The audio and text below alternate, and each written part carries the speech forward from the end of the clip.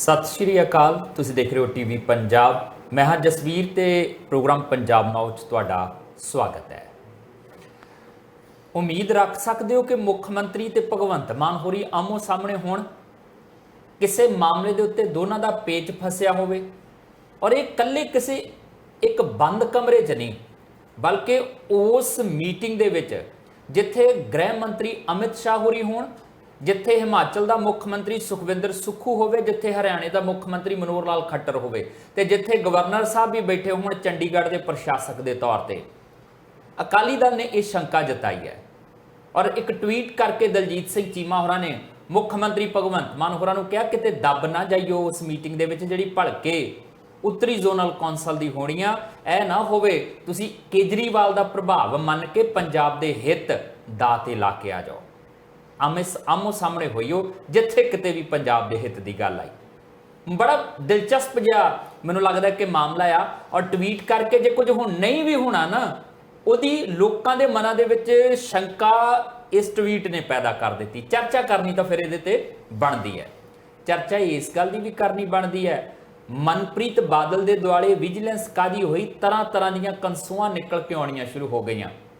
खबरां ये आ रही ने 24 घंटिया का अल्टीमेटम दिता गया है विजिलेंस ब्यूरो नूं, चक लो मनप्रीत बादल। ये हुण अल्टीमेटम दिता किहने आ, सच की है झूठ की है, ते इस मनप्रीत बादल वाले मामले का हुण बनेगा की अगे जाके। गिरफ्तारी होएगी, गिरफ्तारी तो बाद केस चलेगा, सिर्फ बदनामी दे लई है, सिर्फ पोलिटिकल मनसूबियां की पूर्ति लई है, या सच्ची होई इहदे विचों कुछ निकलन पाउण नूं हैगा आ। जिक्र तो यह भी करना बनता है कि कैनेडा नाल जिहड़ी स्थिति बनी हुई है, कोई गल गां तुरी, विदेश मंत्री अमरीका पहुंच गया कि एक कैनेडा वाले मामले की गलबात लई है, अमरीका तो अपना पक्ष लैण लई गया या फिर कारण कुछ होर ने। पर जिद्दां दीयां कंसूआं निकल के आ रही ने, वो कंसूआं कहानी जिहड़ी आ वो अजे भी उलझी हुई दिखा रही ने। नाल आपां नैशनल लैवल के उत्ते जिहड़ी पॉलिटिक्स इस वेले चलदी पई आ, किते प्रधानमंत्री नरेंद्र मोदी होरां दी रैली, किते राहुल गांधी होरां दी रैली, किते हरियाणे दे विच एक वक्खरी रैली दे विच अनैलो कांग्रसियां नूं सੱਦ लैंदी कि आओ साडी रैली दे विच आपां इकट्ठे मिल के अगे तुरदे आ। ये गह गच हुंदी सियासत का भी जिक्र आपां लाजमी तौर पर अपने प्रोग्राम च छेड़ांगे और मेरे नाल चर्चा करने लई मौजूद रहणगे सीनियर पत्रकार राजीव भास्कर जी। भास्कर साहब जी आए, बहुत बहुत शुक्रिया जसवीर जी। भास्कर साहब शुरुआत फिर आप कर लेने भड़के जी उत्तरी जोनल कौंसल की होनी है मीटिंग। अमित शाह गृह मंत्री आ रहे हैं और उस मीटिंग दे विच लेह लद्दाख के जोड़े ने वो लैफ्टिनेंट गवर्नर होणगे जम्मू कश्मीर के, क्योंकि अजे तक चोणां नहीं होईयां, पूर्ण सूबा नहीं बनाया, उत्थे भी लैफ्टिनेंट गवर्नर ही ने वो आउणगे। दिल्ली के मुख्यमंत्री अरविंद केजरीवाल भी उहदे विच होणगे, पंजाब के मुख्यमंत्री भगवंत मान भी उहदे विच होणगे। अकाली दल ने एक ट्वीट छड़ दिता, मैनूं लगदा कि चूंडी वढ़ दित्ती है, ते कुछ मुद्दे वो कहंदे SYL नहर का जो मुद्दा चलिया किते ना किते दिल्ली दे भी स्टेक उहदे विच आ जाणगे। चंडीगढ़ का मुद्दा चलिया वो हरियाणे दे स्टेक आने, ते केजरीवाल नूं हरियाणा भी चेते आउणा आ, फिर उत्थे भी आउणा।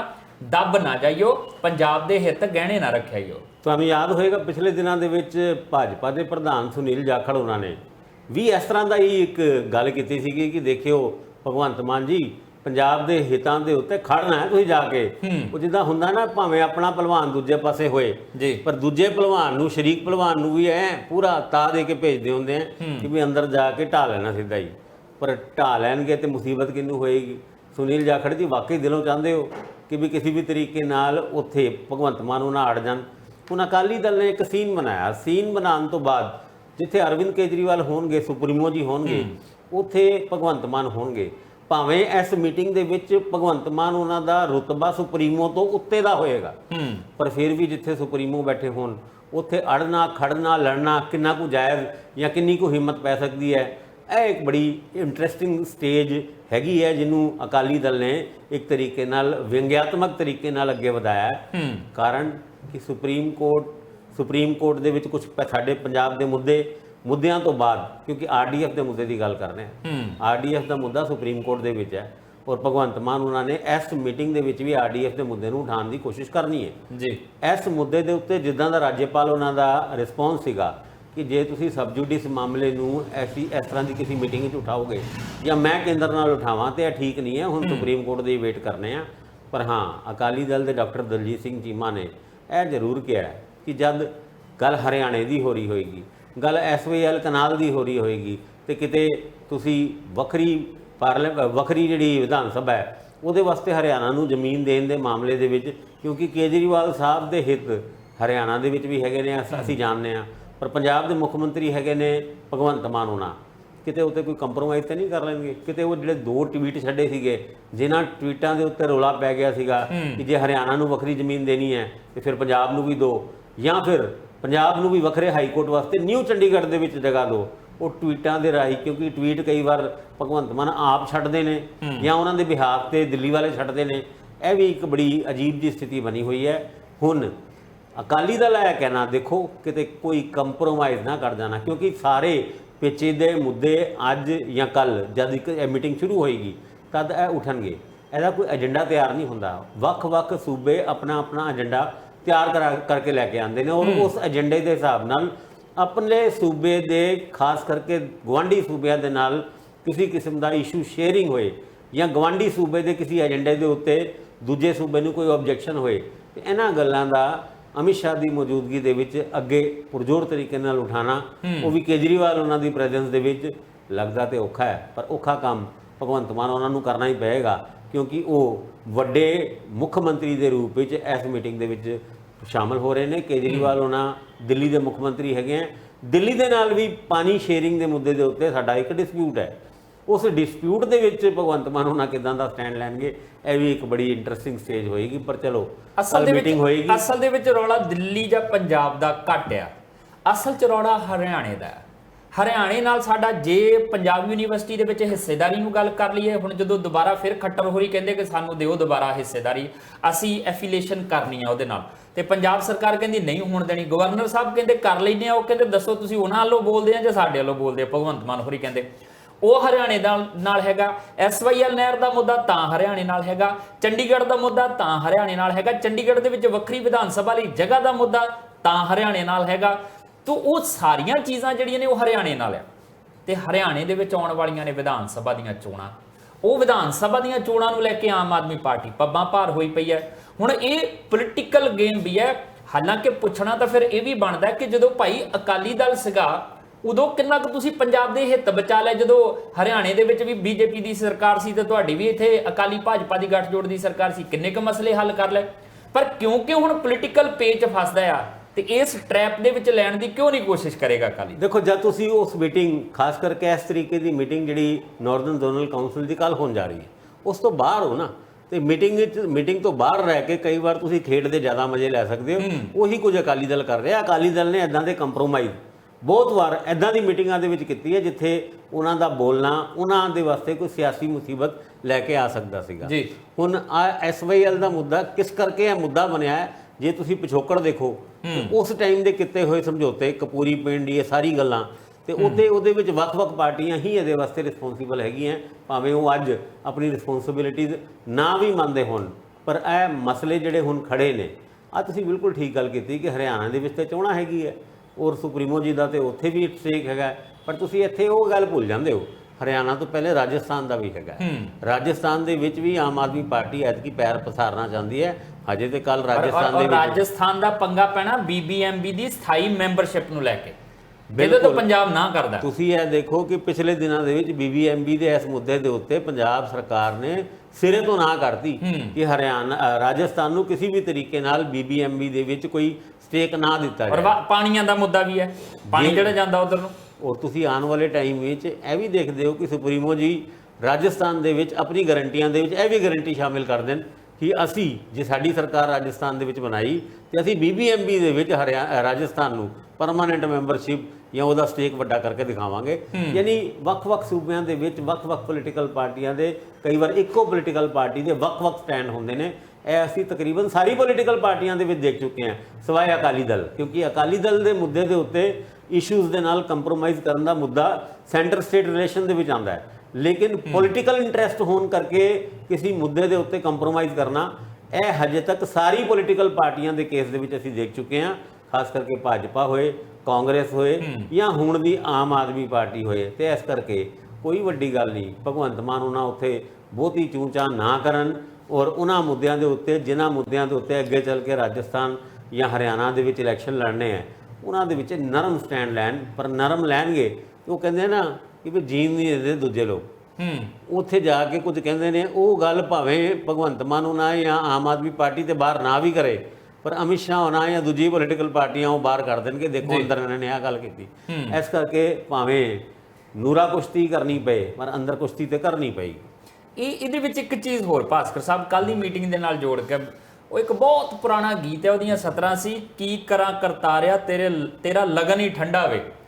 ਆ ਜਿਹੜਾ ਫਿਰੋਜ਼ਪੁਰ ਵਾਲਾ ਸੈਟੇਲਾਈਟ ਸੈਂਟਰ ਆ, ਇਹਦਾ ਲਗਨ ਕਾਫੀ ਠੰਡਾ ਲੱਗਦਾ। ਪ੍ਰਧਾਨ ਮੰਤਰੀ ਆਏ ਤੇ ਉਹ ਨਹੀਂ ਉਦੋਂ ਉਦਘਾਟਨ ਕਰ ਸਕੇ। ਪਿੱਛੇ ਜੇ ਇੱਕ ਪਹਿਲਾਂ ਵੀ ਪ੍ਰੋਗਰਾਮ ਬਣਿਆ ਸੀਗਾ, ਉਦੋਂ ਵੀ ਗੱਲ ਨਹੀਂ ਬਣੀ। ਹੁਣ ਫਿਰ ਅਮਿਤ ਸ਼ਾਹ ਹੋਰਾਂ ਦਾ ਪ੍ਰੋਗਰਾਮ ਸੀ ਕਿ 26 ਤਰੀਕ ਨੂੰ ਅੰਮ੍ਰਿਤਸਰ ਦੇ ਵਿੱਚ ਵੀ ਹੋਣਗੇ, ਉਹ ਫਿਰੋਜ਼ਪੁਰ ਦੇ ਵਿੱਚ ਉਦਘਾਟਨ ਵੀ ਕਰਕੇ ਆਉਣਗੇ। ਹੁਣ ਪਤਾ ਲੱਗਾ ਫਿਰ ਪ੍ਰੋਗਰਾਮ ਕੈਂਸਲ ਹੋ ਗਿਆ। ਦੇਖੋ, ਫਿਰੋਜ਼ਪੁਰ ਦੇ ਉਸ ਪ੍ਰੋਗਰਾਮ ਨੂੰ ਲੈ ਕੇ ਆਮ ਆਦਮੀ ਪਾਰਟੀ, ਔਰ ਖੈਰ ਆਮ ਆਦਮੀ ਪਾਰਟੀ ਦੀ ਤੇ ਸਰਕਾਰ ਉਸ ਟਾਈਮ ਸੀਗੀ ਨਹੀਂ, ਚਰਨਜੀਤ ਸਿੰਘ ਚੰਨੀ ਉਹਨਾਂ ਔਰ ਕੇਂਦਰ ਸਰਕਾਰ ਦੇ ਵਿੱਚ ਜਿਸ ਤਰੀਕੇ ਦਾ ਰਫੜ ਪਿਆ ਸੀ, ਅਜੇ ਵੀ ਮਾਮਲਾ ਨਿਪਟਿਆ ਨਹੀਂ ਹੈ। ਕਈ ਅਫਸਰ ਟੰਗੇ ਜਾਣ ਦੀ ਕਦਾਰ ਤੇ ਖੜੇ ਨੇ ਔਰ ਉਹ ਬੜੇ ਸੀਨੀਅਰ ਆਫੀਸਰ ਨੇ, ਕੁਝ ਤੇ ਰਿਟਾਇਰ ਵੀ ਹੋ ਗਏ। ਪਰ ਉਸ ਫਿਰੋਜ਼ਪੁਰ ਦੇ ਦੌਰੇ ਦੇ ਦੌਰਾਨ ਪ੍ਰਧਾਨ ਮੰਤਰੀ ਦਾ ਉਹ ਰੁਕਾਵਟ, ਔਰ ਜਾਂਦੇ ਜਾਂਦੇ ਇਹ ਗੱਲ ਕਹਿਣੀ ਕਿ ਕਹਿ ਦੇਣਾ ਆਪਣੇ ਮੁੱਖ ਮੰਤਰੀ ਨੂੰ ਜਿੰਦਾ ਵਾਪਸ ਜਾ ਰਹੇ ਹਾਂ। ਤੇ ਉਸ ਤੋਂ ਬਾਅਦ ਕੁਝ ਗੱਲਾਂ ਨਿਕਲ ਕੇ ਆਈ ਸੀ ਕਿ ਪ੍ਰਧਾਨ ਮੰਤਰੀ ਆਪਣੇ ਬੈਗ ਦੇ ਵਿੱਚ ਪੰਜਾਬ ਦੇ ਵਾਸਤੇ ਬਹੁਤ ਸਾਰੀ ਸੁਗਾਤਾਂ ਲੈ ਕੇ ਆਏ ਸੀ। ਉਹ ਗਿਫਟ ਉਹ ਵਾਪਸ ਹੀ ਲੈ ਗਏ। ਉਹ ਗਿਫਟ ਵਾਲਾ ਰੈਪਰ ਸਮੇਤ ਸਾਰੀ ਚੀਜ਼ਾਂ, ਥੈਲਾ ਹੀ ਪੂਰਾ ਵਾਪਸ ਲੈ ਗਏ ਸੀਗੇ। ਤੇ ਐਤਕੀ ਜਦ ਸੁਨੀਲ ਜਾਖੜ ਉਹਨਾਂ ਨੇ ਇਸ ਗੱਲ ਦੀ ਅਨਾਉਂਸਮੈਂਟ ਕੀਤੀ ਕਿ ਹੁਣ 26 ਤਰੀਕ ਨੂੰ ਅਮਿਤ ਸ਼ਾਹ ਹੋਣਾ ਉਸ PGI ਦੇ ਸੈਟੇਲਾਈਟ ਸੈਂਟਰ ਦਾ ਉਦਘਾਟਨ ਕਰਨਗੇ, ਲੱਗਦਾ ਸੀਗਾ ਉਹ ਥੈਲਾ ਫੇਰ ਖੁੱਲੂਗਾ, ਪਰ ਖੁੱਲਣ ਤੋਂ ਪਹਿਲੇ ਉਹ ਥੈਲਾ ਫੇਰ ਪ੍ਰਧਾਨ ਮੰਤਰੀ ਜੀ ਦੇ ਕੋਲ ਪਤਾ ਨਹੀਂ ਕਿਹੜੇ ਪਾਸੇ ਪਿਆ ਹੋਇਆ, ਕਿਉਂਕਿ ਬੜਾ ਵੱਡਾ ਹੁੰਦਾ ਹੈ ਪ੍ਰਾਈਮ ਮਿਨਿਸਟਰ ਰੈਜ਼ੀਡੈਂਸ, ਉਹਦੇ ਵਿੱਚੋਂ ਸ਼ਾਇਦ ਮਿਲਿਆ ਨਹੀਂ ਕਿ ਕੀ ਹੋਇਆ।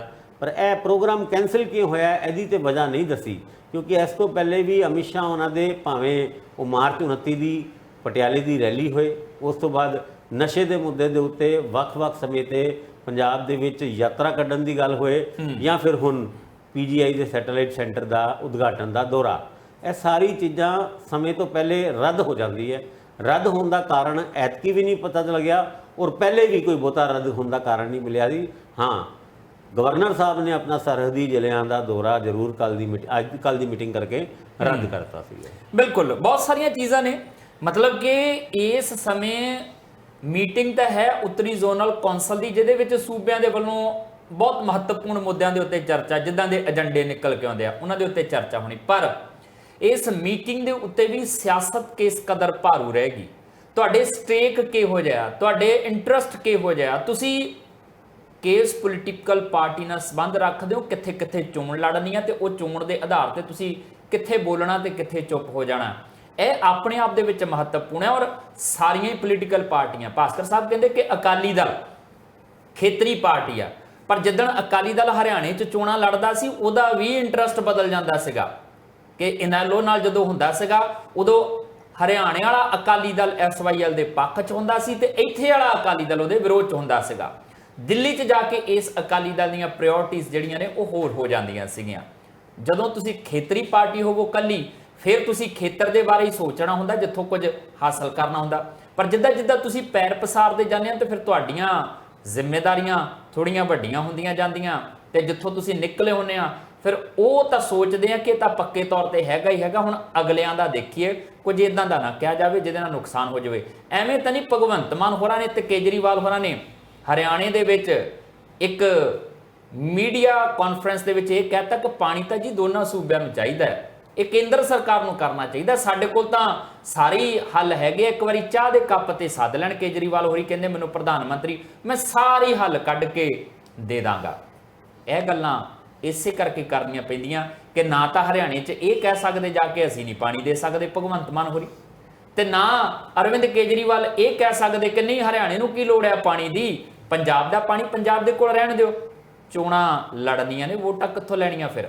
ਸੋ ਇਹ ਵੋਟ ਪੋਲਿਟਿਕਸ ਕਿੰਨੀ ਕੁ ਇਸ ਮੀਟਿੰਗ ਦੇ ਉੱਤੇ ਹਾਵੀ ਰਹਿੰਦੀ ਹੈ ਦੇਖਾਂਗੇ। ਪਰ ਵੋਟ ਪੋਲਿਟਿਕਸ ਦੀ ਗੱਲ ਚੱਲੀ ਹੈ ਤਾਂ ਇੱਧਰ ਪੰਜਾਬ ਦੇ ਵਿੱਚ ਕੀ ਵੋਟ ਪੋਲਿਟਿਕਸ ਦੇ ਤਹਿਤ ਹੀ ਭਾਜਪਾਈਆਂ ਦੇ ਦੁਆਲੇ ਵਿਜੀਲੈਂਸ ਕਰ ਦਿੱਤੀ ਗਈ ਹੈ? ਮਨਪ੍ਰੀਤ ਬਾਦਲ ਦਾ ਕੇਸ ਹੁਣ ਜਾ ਕਿਹੜੇ ਪਾਸੇ ਨੂੰ ਰਿਹਾ, ਕਾਰਨ ਕੀ ਹੈ?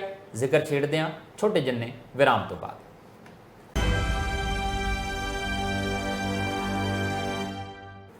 ब्रेक तो बाद तुहाडा स्वागत है।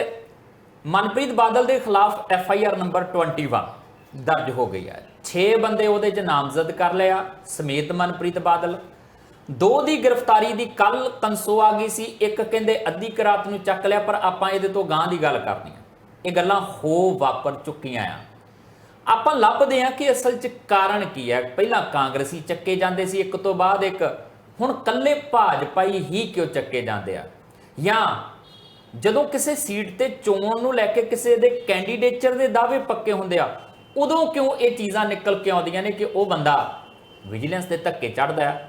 ਤੇ ਜਿਹੜੀ ਅਲਟੀਮੇਟਮ ਦੀ ਚਰਚਾ ਚੱਲਦੀ ਆ, ਗੱਲ ਤਾਂ ਉੱਥੋਂ ਸ਼ੁਰੂ ਕਰਨੀ ਆ। ਭਾਸਕਰ ਸਾਹਿਬ, ਅੰਦਰ ਦੀਆਂ ਖਬਰਾਂ ਇਹ ਕਹਿੰਦੀਆਂ ਕਿ ਵਿਜੀਲੈਂਸ ਬਿਊਰੋ ਨੂੰ ਹੀ ਅਲਟੀਮੇਟਮ ਦਿੱਤਾ, ਕਹਿੰਦੇ ਮੁੱਖ ਮੰਤਰੀ ਭਗਵੰਤ ਮਾਨ ਹੋਰਾਂ ਨੇ ਕਿ 24 ਘੰਟਿਆਂ 'ਚ ਕੰਮ ਸਿਰੇ ਬੰਨੇ ਲੱਗਣਾ ਚਾਹੀਦਾ, ਨਹੀਂ ਤਾਂ ਫਿਰ ਦੇਖ ਲਿਓ। ਜਿਸ ਤਰੀਕੇ ਨਾਲ FIR ਨੰਬਰ 21 ਵਿਜੀਲੈਂਸ ਬਿਊਰੋ ਬਠਿੰਡੇ ਦੇ ਦਫ਼ਤਰ ਦੇ ਵਿੱਚ ਲਾਂਚ ਕੀਤੀ ਗਈ ਔਰ ਉਹਦੇ ਵਿੱਚ ਜਿਹੜੀ ਧਾਰਾਵਾਂ ਲਾਈ ਹੈ ਉਹ ਆਪਣੇ ਆਪ ਵਿੱਚ ਇੰਡੀਕੇਟ ਕਰਦੀ ਹੈ ਕਿ ਆਉਣ ਵਾਲੇ ਟਾਈਮ ਵਿੱਚ ਮਨਪ੍ਰੀਤ ਬਾਦਲ ਦੀ ਮੁਸ਼ਕਿਲਾਂ ਵੱਧ ਸਕਦੀਆਂ, ਕਿਉਂਕਿ ਧਾਰਾਵਾਂ ਬੜੀ ਸਟਰੋਂਗ ਹੈਗੀ ਹੈ।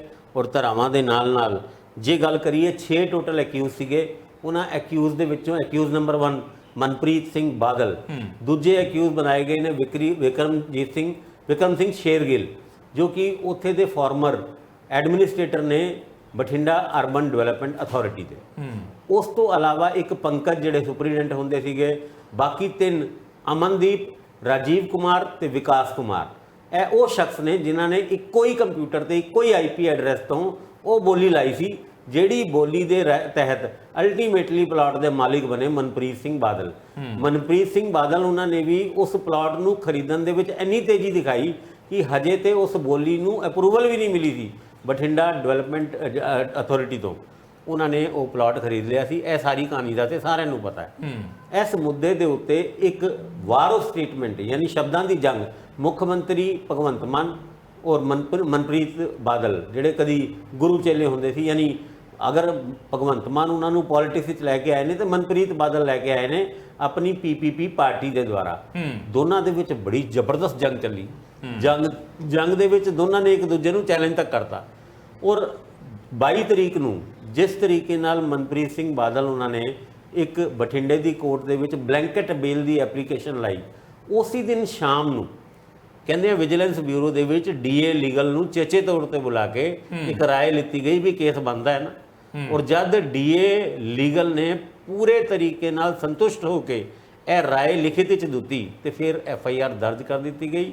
23 ਤਰੀਕ ਸ਼ਨੀਵਾਰ ਸੀਗਾ, 24 ਤਰੀਕ ਅਰੈਸਟ ਹੋ ਜਾਂਦੀ ਹੈ 2 ਵਿਅਕਤੀਆਂ ਦੀ। 2 ਵਿਅਕਤੀ ਕੌਣ ਨੇ? ਹਾਲਾਂਕਿ ਅਮਨਦੀਪ ਜਿਹੜਾ ਇੱਕ ਅਕਿਊਜ਼ਡ ਹੈ ਉਹ ਪਹਿਲਾਂ ਹੀ ਫੜਿਆ ਜਾ ਚੁੱਕਿਆ ਸੀਗਾ, ਔਰ ਅਮਨਦੀਪ ਤੋਂ ਇਲਾਵਾ ਦੂਜਾ ਜਿਹੜਾ ਰਾਜੀਵ ਕੁਮਾਰ ਹੈ ਉਹ ਸਿਵਲ ਲਾਈਨ ਬਠਿੰਡਾ ਕਲੱਬ ਦੇ ਵਿੱਚ ਇੱਕ ਪਾਰਟੀ ਨੂੰ ਇੰਜੋਏ ਕਰ ਰਿਹਾ ਸੀ ਜਾਂ ਫਿਰ ਮੀਟਿੰਗ ਕਰ ਰਿਹਾ ਸੀਗਾ। ਉਸ ਮੀਟਿੰਗ ਤੋਂ ਨਿਕਲਦੇ ਹੀ ਰਾਜੀਵ ਕੁਮਾਰ ਨੂੰ ਫੜ ਲਿੱਤਾ ਜਾਂਦਾ ਔਰ ਦੇਰ ਰਾਤ ਉਹ ਜਿਹੜਾ ਵਿਕਾਸ ਕੁਮਾਰ ਹੈ ਉਹਨੂੰ ਵੀ ਫੜ ਲਿੱਤਾ ਜਾਂਦਾ ਹੈ। ਫਿਲਹਾਲ ਸ਼ੇਰਗਿੱਲ, ਮਨਪ੍ਰੀਤ ਬਾਦਲ ਤੇ ਤੀਜੇ ਪੰਕਜ, ਉਹਦਾ ਇੱਕ ਨਾਂ ਹੋਰ ਵੀ ਨਿਕਲ ਕੇ ਆਉਂਦਾ, ਲੇਕਿਨ ਇਹਨਾਂ ਤਿੰਨਾਂ ਨੂੰ ਫੜਨ ਦੇ ਵਾਸਤੇ ਟੀਮਾਂ ਤਿਆਰ ਕਰ ਲਿੱਤੀ ਗਈ ਔਰ ਇਕੱਲੇ ਮਨਪ੍ਰੀਤ ਬਾਦਲ ਨੂੰ ਫੜਨ ਵਾਸਤੇ 5 ਟੀਮਾਂ ਵੱਖ-ਵੱਖ ਦਿਸ਼ਾਵਾਂ ਦੇ ਵਿੱਚ ਭੇਜ ਚੁੱਕੀ ਹੈ, ਜਿਨ੍ਹਾਂ ਵਿੱਚੋਂ ਸਾਡੇ ਸੂਤਰ ਦੱਸਦੇ ਨੇ ਕਿ ਇੱਕ ਰਾਜਸਥਾਨ ਵੀ ਗਈ ਹੈ ਔਰ ਇੱਕ ਦਿੱਲੀ ਵੀ ਗਈ ਹੈ। ਔਰ ਇਹਨਾਂ ਟੀਮਾਂ ਨੂੰ ਚੇਚੇ ਤੌਰ ਤੇ ਇੰਸਟਰਕਸ਼ਨ ਦਿੱਤੀ ਗਈ ਹੈ ਕਿ 24 ਘੰਟਿਆਂ ਦੇ ਵਿੱਚ ਮਨਪ੍ਰੀਤ ਸਿੰਘ ਬਾਦਲ ਨੂੰ ਗ੍ਰਿਫਤਾਰ ਕਰਕੇ ਪੇਸ਼ ਕੀਤਾ ਜਾਏ।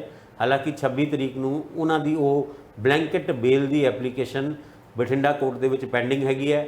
ਉਸ ਤੋਂ ਪਹਿਲੇ ਜੇ ਮਨਪ੍ਰੀਤ ਬਾਦਲ ਉਹਨਾਂ ਦੀ ਅਰੈਸਟ ਹੋ ਜਾਂਦੀ ਹੈ ਔਰ ਕਿਉਂਕਿ FIR ਦਰਜ ਹੋਈ ਹੈ ਔਰ FIR ਦੇ ਵਿੱਚ ਜਿਹੜੀ ਧਾਰਾਵਾਂ ਲੱਗੀ ਹੈ ਉਹ ਗੈਰ ਜ਼ਮਾਨਤੀ ਨੇ ਤੇ ਇਸ ਕਰਕੇ ਐਂਟੀਸਿਪੇਟਰੀ ਬੇਲ ਮਿਲਣੀ ਉਹਨਾਂ ਨੂੰ ਔਖੀ ਹੈ। ਪਰ ਬਲੈਂਕਟ ਬੇਲ ਦੇ ਉੱਤੇ ਕਿਉਂਕਿ ਆਪਣੀ ਬੇਲ ਐਪਲੀਕੇਸ਼ਨ ਦੇ ਨਾਲ ਇੱਕ ਮੁੱਖ ਮੰਤਰੀ ਦਾ ਭਾਸ਼ਣ ਵੀ ਲਾਇਆ, ਕਹਿੰਦੇ ਉਸ ਭਾਸ਼ਣ ਦੇ ਵਿੱਚ ਜਿਸ ਤਰੀਕੇ ਨਾਲ ਮੁੱਖ ਮੰਤਰੀ ਨੇ ਚੇਚੇ ਤੌਰ ਤੇ ਮਨਪ੍ਰੀਤ ਬਾਦਲ ਉਹਨਾਂ ਨੂੰ ਇੱਕ ਸਿਆਸੀ ਭਾਸ਼ਣ ਦਿੰਦੇ ਹੋਏ ਧਮਕੀ ਦਿੱਤੀ ਸੀ ਕਿ ਪੂਰਵ ਵਿੱਤ ਮੰਤਰੀ ਨੂੰ ਛੇਤੀ ਤੋਂ ਛੇਤੀ ਆਪਾਂ ਜੇਲ੍ਹ 'ਚ ਲਾਵਾਂਗੇ, ਉਹ ਆਪਣੇ ਆਪ ਵਿੱਚ ਪੋਲੀਟੀਕਲ ਵੈਂਡੇਟਾ ਦਾ ਇੱਕ ਸਬੂਤ ਦੇ ਤੌਰ ਤੇ ਮਨਪ੍ਰੀਤ ਬਾਦਲ ਉਹਨਾਂ ਨੇ ਬਠਿੰਡਾ ਕੋਰਟ ਦੇ ਵਿੱਚ ਪੇਸ਼ ਕੀਤੀ ਹੈ।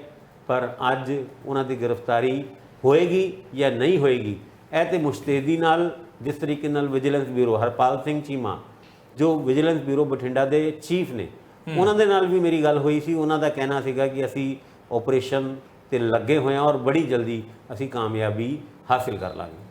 ਦੋ ਸਵਾਲ ਹੈ। ਇੱਕ ਤਾਂ ਮੇਰਾ ਮੂਲ ਜਿਹੜਾ ਸਵਾਲ ਸੀ ਉਹਦੇ ਉੱਤੇ ਅਜੇ ਜਵਾਬ ਨਹੀਂ ਆਇਆ ਕਿ ਕੀ ਸੱਚੀਓ ਮੁੱਖ ਮੰਤਰੀ ਭਗਵੰਤ ਮਾਨ ਨੇ ਅਲਟੀਮੇਟਮ ਦਿੱਤਾ ਵਿਜੀਲੈਂਸ ਨੂੰ ਕਿ 24 ਘੰਟਿਆਂ ਦੇ ਅੰਦਰ ਕੁਝ ਨਾ ਕੁਝ ਹੋਣਾ ਚਾਹੀਦਾ।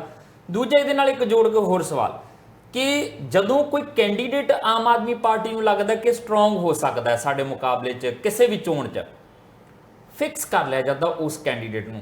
ਜਲੰਧਰ ਦੀ ਜ਼ਿਮਨੀ ਚੋਣ 'ਚ ਜ਼ਰਾ ਜਿੰਨੀ ਚਰਚਾ ਚੱਲੀ ਕਿ ਚਰਨਜੀਤ ਸਿੰਘ ਚੰਨੀ ਹੋਰੀ ਕੈਂਡੀਡੇਟ ਹੋ ਸਕਦੇ ਆ ਜ਼ਿਮਨੀ ਚੋਣ ਦੇ ਵਿੱਚ, ਤੇ ਉਹ ਚਰਨਜੀਤ ਸਿੰਘ ਚੰਨੀ ਹੋਰਾਂ ਨੂੰ ਝੱਟ ਸੱਦ ਲਿਆ ਜਾਂਦਾ ਵਿਜੀਲੈਂਸ ਬਿਊਰੋ ਦੇ ਵੱਲੋਂ। ਉਹ ਮਾਮਲਾ ਉਧਰਲੇ ਪਾਸੇ ਨੂੰ ਤੁਰ ਪੈਂਦਾ। ਹਾਲੇ ਤੱਕ ਵੀ ਉਸ ਮਾਮਲੇ 'ਚ ਕੋਈ ਬਹੁਤਾ ਸਿਰਾ ਬੰਨਾ ਨਿਕਲ ਕੇ ਨਹੀਂ ਆਇਆ, ਪਰ ਉਹ ਚੋਣਾਂ ਨਿਕਲ ਗਈਆਂ। ਜੋ ਕੁਝ ਹੋਣਾ ਸੀਗਾ, ਟਿਕਟ ਉਹ ਪਰਿਵਾਰ 'ਚ ਮਿਲਦੀ ਆ, ਹਾਰ ਜਾਂਦੇ ਆ, ਇਹ ਜਿੱਤ ਜਾਂਦੇ ਆ।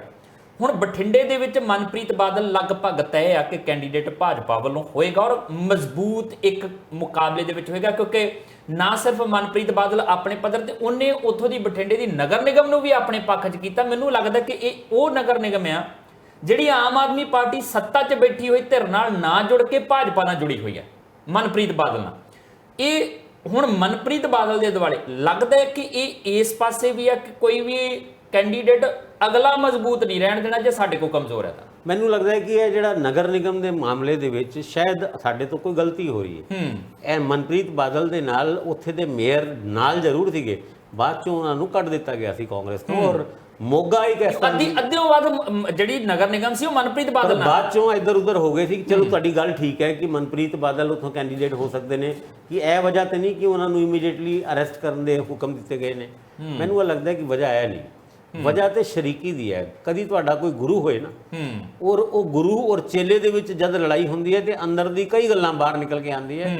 ਔਰ ਜਦ ਮਨਪ੍ਰੀਤ ਬਾਦਲ ਉਹਨਾਂ ਲੱਤ ਤੇ ਲੱਤ ਢਾ ਕੇ ਵੀਡੀਓ ਆਪਣੀ ਬਣਾਉਂਦੇ ਨੇ ਤੇ ਉਹਦੇ ਵਿੱਚ ਕਹਿੰਦੇ ਨੇ ਕਿ ਭਗਵੰਤ ਮਾਨ ਜੀ, ਜੇ ਤੁਸੀਂ ਕੋਈ ਐਦਾਂ ਦੀ ਗੱਲ ਕੀਤੀ ਤੇ ਫਿਰ ਮੇਰੇ ਕੋਲ ਬਹੁਤ ਕੁਝ ਹੈ, ਮੇਰਾ ਮੂੰਹ ਖੁੱਲਿਆ ਤੇ ਮੂੰਹ ਦਿਖਾਉਣ ਦੇ ਕਾਬਿਲ ਨਹੀਂ ਰਹੋਗੇ, ਹੁਣ ਵਾਰੀ ਆ ਗਈ ਹੈ। ਇਸ ਕਰਕੇ ਸ਼ਾਇਦ ਇਹ ਹੁਕਮ ਦਿੱਤਾ ਹੋਇਆ ਕਿ ਇਸ ਤੋਂ ਪਹਿਲੇ ਮਨਪ੍ਰੀਤ ਬਾਦਲ ਉਹਨਾਂ ਕੋਈ ਮੂੰਹ ਖੋਲਣ ਤੇ 24 ਘੰਟੇ ਦੇ ਅੰਦਰ ਅੰਦਰ ਅਰੈਸਟ ਕਰ ਲਿਆ ਜਾਏ। ਔਰ ਉਸ ਤੋਂ ਇਲਾਵਾ ਜਦ ਉਹ ਲੱਤ ਤੇ ਲੱਤ ਢਾ ਕੇ ਇਹ ਵੀ ਕਹਿੰਦੇ ਨੇ ਕਿ ਉਹ ਦਿਨ ਭੁੱਲ ਗਏ ਜਦ ਮੇਰੀ ਗੱਡੀ ਦੀ ਡਿੱਗੀ ਦੇ ਵਿੱਚ ਤੁਸੀਂ ਰੁੜਦੇ ਫਿਰਦੇ ਸੀਗੇ। ਇਹ ਗੱਲਾਂ ਮੁੱਖ ਮੰਤਰੀ ਦੇ ਬਾਰੇ 'ਚ ਜਦ ਕਹੀ ਜਾਂਦੀ ਹੈ ਤੇ ਮੁੱਖ ਮੰਤਰੀ ਵੀ ਦਿਲ ਤੇ ਲੈ ਜਾਂਦੇ ਨੇ। ਤੇ ਹੁਣ ਉਹਨਾਂ ਗੱਲਾਂ ਦੇ ਰਾਹੀਂ ਉਹ ਤੁਹਾਡੀ ਗੱਲ ਠੀਕ ਹੈ। ਹੁਣ ਤੁਸੀਂ ਆਪ ਹੀ ਦੱਸ ਦਿਓ, ਮਨਪ੍ਰੀਤ ਬਾਦਲ ਹੋਣਾ ਭਾਜਪਾ ਦੀ ਟਿਕਟ ਦੇ ਉੱਤੇ ਬਠਿੰਡੇ ਤੋਂ ਜੇ ਐਮਪੀ ਦੀ ਸੀਟ ਲੜਦੇ ਵੀ ਹੈ, ਕਿੰਨੇ ਕੁ ਪਾਵਰਫੁਲ ਹੋ ਸਕਦੇ ਨੇ, ਕਿੰਨੇ ਕੁ ਸਟਰੋਂਗ ਹੋ ਸਕਦੇ ਨੇ? ਕਿਉਂਕਿ ਪਰ ਮੁਕਾਬਲਾ ਗੱਚ ਹੋ ਜਾਏਗਾ ਉੱਥੇ ਬਠਿੰਡੇ ਦੇ ਵਿੱਚ। ਮਨਪ੍ਰੀਤ ਬਾਦਲ ਖੜੇ ਹੁੰਦੇ ਆ, ਉਹਨਾਂ ਦੇ ਮੁਕਾਬਲੇ ਹਰਸਿਮਰਤ ਕੌਰ ਬਾਦਲ ਹੋਏਗੀ। ਕਾਂਗਰਸ ਆਪਣੇ, ਜੇ ਇਹਨਾਂ ਦਾ ਗੱਠਜੋੜ ਨਹੀਂ ਹੁੰਦਾ, ਕਾਂਗਰਸ ਆਪਣੇ ਵਾਲੇ ਪਾਸੋਂ ਕੈਂਡੀਡੇਟ ਮਜ਼ਬੂਤ ਉਤਾਰੇਗੀ, ਇਹ ਆਪਣੇ ਵੱਲੋਂ ਉਤਾਰਨਗੇ। ਜਦੋਂ ਮੁਕਾਬਲਾ ਇਦਾਂ ਕਈ ਕੋਣਾ ਹੋ ਜਾਂਦਾ ਨਾ ਭਾਸਕਰ ਸਾਹਿਬ, ਫਿਰ ਰਿਸਕ ਬਹੁਤ ਰਹਿੰਦਾ। ਅੱਜ ਦੇ ਹਾਲਾਤ ਦੇ ਵਿੱਚ, ਪੋਲੀਟੀਕਲ ਹਾਲਾਤ ਦੇ ਵਿੱਚ ਮਨਪ੍ਰੀਤ ਬਾਦਲ ਬਠਿੰਡੇ ਤੋਂ ਸਭ ਤੋਂ ਵੀਕ ਕੈਂਡੀਡੇਟ ਨੇ। ਮੈਂ ਪਿਛਲੇ ਦਿਨਾਂ 'ਚ ਬਠਿੰਡੇ ਹੋ ਕੇ ਆਇਆ, ਉੱਥੇ ਦੇ ਕੁਝ ਲੋਕਾਂ ਨਾਲ ਗੱਲ ਕਰਕੇ, ਸਿਆਸੀ ਲੋਕ ਵੀ ਸੀਗੇ, ਆਮ ਲੋਕ ਵੀ ਸੀਗੇ, ਇੰਡਸਟਰੀਸਟ ਵੀ ਸੀਗੇ, ਉਹਨਾਂ ਦੇ ਨਾਲ ਗੱਲਬਾਤ ਕਰਕੇ ਮੈਨੂੰ ਤੇ ਇਹੀ ਅੰਦਾਜ਼ਾ ਲੱਗਿਆ ਕਿ ਮਨਪ੍ਰੀਤ ਬਾਦਲ 2022 ਦੇ ਵਿੱਚ ਜਿਸ ਤਰੀਕੇ ਨਾਲ 63,000 ਤੋਂ ਵੀ ਵੱਧ ਵੋਟਾਂ ਤੋਂ ਹਾਰੇ ਨੇ, ਮੇਰੇ ਖਿਆਲ ਨਾਲ ਦੂਜੇ ਕੈਂਡੀਡੇਟ ਸੀਗੇ ਪੂਰੇ ਪੰਜਾਬ ਦੇ ਵਿੱਚ ਜਿਹੜੇ ਇੰਨੀ ਵੱਡੀ ਵੋਟਾਂ ਤੋਂ ਹਾਰੇ ਸੀਗੇ। ਅਮਨ ਅਰੋੜਾ ਜਿੱਤੇ ਸਭ ਤੋਂ ਵੱਧ ਫਰਕ ਦੇ ਨਾਲ, ਤੇ ਉਹਦੇ ਵਿੱਚ ਬਠਿੰਡਾ ਦੇ ਵਿੱਚ ਮੈਨੂੰ ਕਿਸੇ ਵੀ ਤਰੀਕੇ ਨਾਲ ਮਨਪ੍ਰੀਤ ਬਾਦਲ ਹੋਣਾ ਕੋਈ ਸਟਰੋਂਗ ਕੈਂਡੀਡੇਟ ਐਮਪੀ ਵਜੋਂ ਬਿਲਕੁਲ ਨਹੀਂ ਲੱਗੇ। ਪਰ ਚਲੋ ਕਈ ਵਾਰ ਖੇਡ ਖਰਾਬ ਕਰਨ ਵਾਲਾ ਤਾਂ ਹੋ ਸਕਦਾ ਨਾ ਬੰਦਾ ਆਪ, ਉਹ ਕਹਿੰਦੇ ਨਾ ਕਿ ਖੇਡਣਾ ਨਾ ਖੇਡਣਾ, ਖੇਡ ਖਰਾਬ ਕਰਨੀ ਆ, ਕੁਝ ਇਦਾਂ ਦੇ ਖਿਡਾਰੀ ਵੀ ਆ ਜਾਂਦੇ ਆ। ਪਰ ਜੋ ਵੀ ਹੈ, ਜਿਹੜੇ ਪਾਸੇ ਨੂੰ ਹੁਣ ਗੱਲ ਤੁਰ ਪਈ ਆ, ਤੇ ਇਹ ਕਹਿ ਸਕਦੇ ਕਿ ਥੋੜੇ ਦਿਨਾਂ ਦੇ ਅੰਦਰ ਅੰਦਰ ਆਰ ਪਾਰ ਦੀਆਂ ਸਥਿਤੀਆਂ ਤੁਹਾਨੂੰ ਨਜ਼ਰ ਆ ਸਕਦੀਆਂ। ਨਿਰਭਰ ਕਰਦਾ ਕਿ ਅਦਾਲਤ ਮਨਪ੍ਰੀਤ ਬਾਦਲ ਦੀ ਅਰਜ਼ੀ ਦੇ ਉੱਤੇ ਕੀ ਫੈਸਲਾ ਲੈਂਦੀ ਹੈ। ਮਨਪ੍ਰੀਤ ਬਾਦਲ ਵਿਜੀਲੈਂਸ ਬਿਊਰੋ ਦੇ ਧੱਕੇ ਚੜ੍ਹਦੇ ਆ ਜਾਂ ਨਹੀਂ ਚੜ੍ਹਦੇ। ਫਿਲਹਾਲ ਆਪਾਂ ਚਰਚਾ ਹੁਣ ਇਸ ਗੱਲ ਦਾ ਕਰਾਂਗੇ ਕਿ ਕੈਨੇਡਾ ਦੇ ਨਾਲ ਗੱਲਬਾਤ ਕਿੱਥੋਂ ਤੱਕ ਪਹੁੰਚੀ ਹੈ ਭਾਰਤ ਦੀ, ਤੇ ਭਾਰਤੀ ਵਿਦੇਸ਼ ਮੰਤਰੀ ਜਦੋਂ ਅਮਰੀਕਾ 'ਚ ਬੈਠੇ ਹੋਣ ਤਾਂ ਫਿਰ ਕੀ ਇਸ ਮਾਮਲੇ ਦੇ ਉੱਤੇ ਚਰਚਾ ਹੋ ਰਹੀ ਹੈ ਜਾਂ ਮਾਮਲੇ ਕੁਝ ਹੋਰ ਨੇ। ਜ਼ਿਕਰ ਛੇੜਦੇ ਹਾਂ ਛੋਟੇ ਜਿਹੇ ਵਿਰਾਮ ਤੋਂ ਬਾਅਦ।